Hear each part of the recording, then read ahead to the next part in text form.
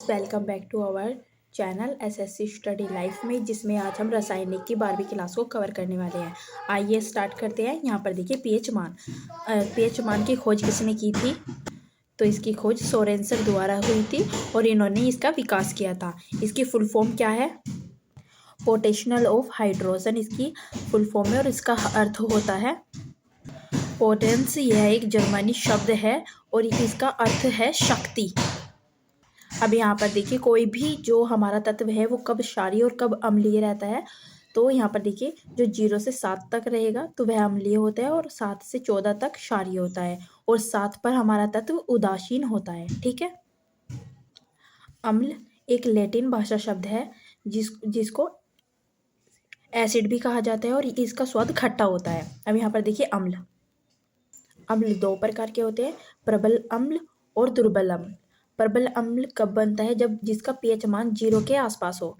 दुर्बल अम्ल जब बनता है जब उसका पीएच मान 7 के पास हो। ठीक है। यह सरलता से H+ आयन देते हैं और यह सरलता से H+ आयन नहीं देते हैं। यहाँ पर देखिए अम्ल के तत्व। हाइड्रोजन सभी अम्ल का अनिवार्य तत्व है। धातु की क्रिया अम्ल से होती है, यानी किसी भी धातु की क्रिया अम्ल से होती है। जैसे यहाँ पर देखिए ये example, metal plus acid. Metal यानी धातु, एसिड यानी अम्ल। तो जब हम किसी भी धातु की क्रिया एसिड यानी अम्ल से करते हैं तो हमें क्या प्राप्त होता है? यहाँ पर देखिए तो वह साल्ट बनता है। किसी भी तत्व को लेंगे और एसिड को लेंगे तो साल्ट बनेगा और इसमें से H2 गैस बाहर निकलेगी। ठीक है। अब यहाँ पर देखिए 2Na की क्रिया जब हम 2HCl से करेंगे तो हमें 2NaCl प्राप्त होगा और उसमें से भी क्या निकलेगा? हाइड्रोजन। अब इसमें देखिए एक अपवाद दिया गया है, जो HNO3 नाइट्रिक अम्ल में है तो इसमें H2 गैस नहीं बनता। मतलब जो ये वाला जो हमारा नाइट्रिक अम्ल है ये H2 गैस नहीं बनाता, ना तो ये बनाता और ना ही ये निकालता। अब इसका थर्ड पॉइंट देखिए, जब धातु के कार्बनिक से क्रिया करते हैं, जब हम किसी भी धातु के कार्बनिक से एसिड की क्रिया करते हैं तो क्या होता है? अम्ल धातु का क्रिया। यहाँ पर देखिए क्या मिलेगा हमें? लवण यानी जल, और इससे बाहर क्या निकलेगी? CO2। अम्ल क्या है हमारा? HCl। धातु क्या है? NaHCO3 और इससे क्या बना? NaCl plus H2O plus H2O plus CO2 निकले। ये इसमें बनते हैं और इसमें से फिर कौन सी गैस निकलती है? CO2। आपने एक बार इनो देखा होगा, इनो को जब आप पानी में मिलाते हो तो उसमें से एक गैस निकलती है, तो वही होता है, उसकी तरह होता है ये। यहाँ पर देखिए इसका अर्थ होता है हाइड्रोक्लोरिक एसिड। यहाँ पर इसका होता है सोडियम कार्बोनेट। इसको बेकिंग सोडा भी कहा जाता है। अब यहाँ पर देखिए अम्ल के प्रकार ऑक्सीजन एवं हाइड्रोजन के आधार पर अक्षीय अम्लीय और हाइड्रिक अम्लीय होते हैं। इनमें ऑक्सीजन और हाइड्रोजन दोनों होते हैं। इसमें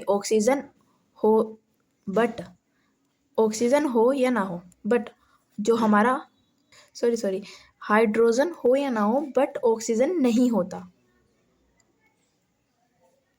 इसके एग्जाम्पल देखिए, H2SO4 यानी सल्फर एसिड, HNO3 यानी नाइट्रोजन एसिड, CH3COOH यानी एसिटिक अम्ल एसिड।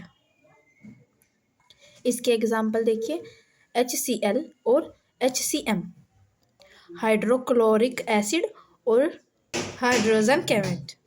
नेक्स्ट देखते हैं हम हाइड्रोजन की संख्या के आधार पर।